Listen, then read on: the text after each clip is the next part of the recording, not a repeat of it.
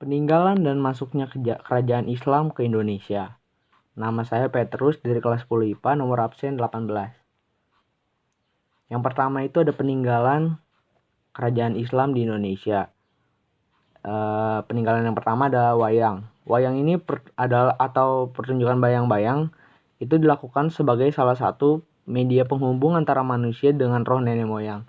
Jadi wayang itu dulunya dipakai untuk menghubungkan manusia yang masih hidup dengan nenek moyang mereka. Lalu orang yang mementaskan wayang tersebut itu adalah Saman. Yang kedua, peninggalan yang kedua itu ada Masjid Agung Demak. Masjid ini dibangun pada masa pemerintahan Raden Patah. Nah, Masjid Agung Demak ini dibangun di kota Demak dan sampai hari ini tuh masih ada masjidnya. Lalu yang terakhir Masjid Mantingan yang terletak di kota Jepara. Jadi ini saya masukkan karena menurut saya spesial karena menggunakan teknik stilisasi. Stilisasi ini digunakan karena menurut ajaran agama Islam melukis makhluk yang bernyawa itu seperti hewan itu dianggap sebagai penyembahan berhala, makanya mereka menggunakan teknik ini. Nah, setelah itu ada teori masuk ajaran agama Islam. Yang pertama itu ada teori Gujarat. Menurut teori ini yang didukung oleh Snook Hurgronje, Islam masuk ke Nusantara pada sekitar abad 13 dibawa oleh para pedagang Islam dari Gujarat, India. Yang di teori ini punya bukti. Dia ada dua. Yang pertama batu nisan Sultan Malik Al-Saleh, Sultan Samudra Pasai yang bercorak Gujarat atau India. Lalu ada yang kedua itu tulisan Marco Polo, pedagang dari Venesia yang menyatakan pernah singgah ke Perlak pada tahun 1292 dan mendapati banyaknya penduduknya beragama Islam serta peran pedagang India dalam penyebaran agama tersebut. Nah, yang kedua ada teori Mekah. Teori ini didukung oleh Buya Hamka dan temannya. Menurut teori ini pengaruh Islam masuk ke Nusantara sekitar abad ke-7 dibawa langsung oleh para pedagang Arab. Nah, buktinya tuh ada pemukiman Islam di tahun 674 di Baros, pantai sebelah barat Sumatera. Nah, ada yang menyanggah teori Gujarat. Teori Mekah ini menyanggah teori Gujarat yang meyakini Islam berkembang di Samudra Pasai menganut mazhab Syafi'i, mazhab besar di Mesir dan Mekah pada masa itu. Sedangkan daerah Gujarat menganut mazhab Hanafi. Selain itu, Sultan Pasai menggunakan gelar Al-Malik yang lazim dipakai di Mesir pada saat itu. Nah, yang ketiga ada teori Persia.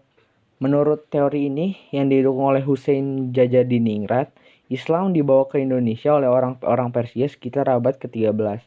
Bukti pendukungnya ini ada upacara Tabot, upacara yang memperingati meninggalnya Husain bin Ali, cucu Nabi Muhammad, di Bengkulu dan Sumatera Barat, setiap tanggal 10 Muharram atau 1 Asyura. Upacara ini juga merupakan ritual tahunan di Persia. Selain itu ada kesamaan antara ajaran Sufi yang dianut oleh Sheikh Siti Jenar dan Sufi Iran beraliran Al-Halaj. Nah, yang keempat ada teori Cina. Teori Cina ini ada karena perkawinan Putri Campa yang berasal dari dinasti Ming itu dengan Kertabumi dari Raja Majapahit. Oke, kita langsung masuk ke penyebarannya. Penyebaran ada beberapa jalur penyebaran agama Islam. Yang pertama itu jalur perdagangan. Perdagangan merupakan penyebaran yang paling kentara, bahkan dapat dikatakan sebagai jalur pertamanya dan utama awal Islam. Menurut Tome Pires, sekitar abad 7 sampai abad ke-16, perdagangan yang melalui Nusantara itu sangat ramai. Dalam prosesi ini, pedagang Nusantara dan pedagang asing dari Gujarat dan Timur Tengah bertemu dan saling bertukar pengaruh. Sebagian dari para pedagang asing ini tinggal di wilayah dekat pantai yang disebut Pekojan. Lama-lama jumlah mereka semakin banyak. Demikian juga pengaruh Islam di tempat tinggal mereka. Hal ini juga menjelaskan mengapa kerajaan Islam Nusantara seperti Bone, Banjar, Banten, Demak, Cirebon, Samudra Pasar, dan lain-lain selalu berasal dari wilayah pesisir. Nah, yang kedua ada jalur perkawinan. Perkawinan ini contohnya tuh kayak yang tadi, Putri Champa, putri dari Kaisar Tiongkok Yanlu dari dinasti Ming dengan Brawijaya itu Raja Majapahit.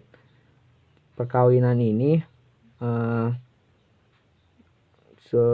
itu sudah sangat kental pada dulunya.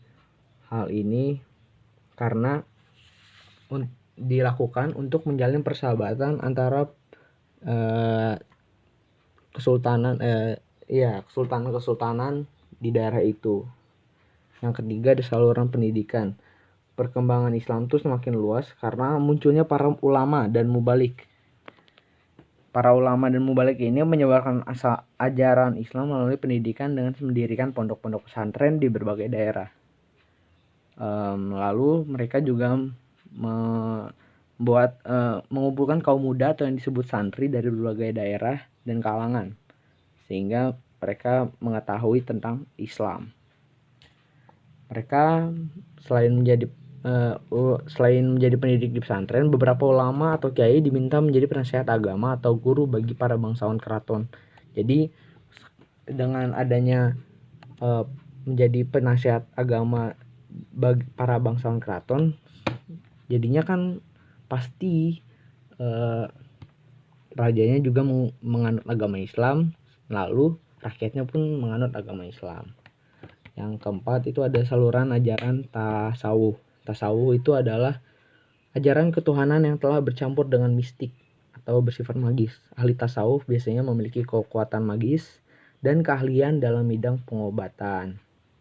Nah, yang kelima ini ada saluran dakwah. Saluran dakwah tuh jadi kayak mereka berkhotbah tentang ajaran Islam. Nah, dalam penyebaran agama Islam ada beberapa wali songo atau mereka ini adalah 9 wali.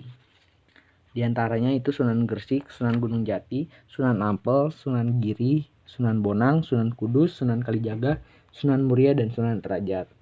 Mereka masing-masing menyebarkan ajaran Islam di daerahnya mereka.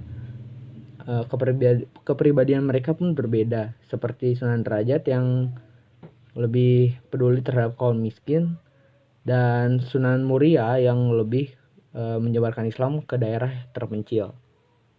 Lalu yang terakhir adalah saluran kesenian. Saluran kesenian ini contohnya tuh kan ada banyak, kayak wayang. Mereka wali songo biasanya menggunakan wayang, seperti Sunan Kalijaga ya, menggunakan wayang untuk menyebarkan agama Islam. Jadi kesenian ini sebenarnya emang sudah berkembang pesat, maka dari itu Islam menggunakannya untuk perkembangan agama mereka. Nah, menurut saya mengapa Islam lebih mudah diterima itu karena saya pernah mendengar kata Pak Panirju, katanya tuh Islam tuh nggak terlalu memandang kasta. Jadi kan kayak kalau Buddha sama Hindu itu kan terlalu memandang kasta gitu kan. Ada yang dibeda-bedakan dari yang rajanya sampai ke unjalatanya. Nah, selain itu juga menurut saya setelah saya membaca-baca ini, saya juga berpendapat bahwa ajaran Islam menggunakan ajaran yang sudah lama dikenal, seperti kain wayang itu sudah lama dikenal oleh kerajaan Hindu Buddha ya. Maka dari itu mereka menggunakan itu, jadi lebih masuk gitu. Oke, sekian dari saya. Terima kasih.